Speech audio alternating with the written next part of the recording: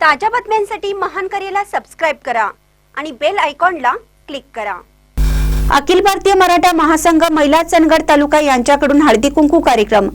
चंदगड येथील राम मंदिर मध्ये 17 जानेवारी रोजी अखिल भारतीय मराठा महासंघ चंदगड तालुका महिला यांच्या मार्फत महिलांसाठी हळदी कुंकू कार्यक्रम आयोजित करण्यात आला होता।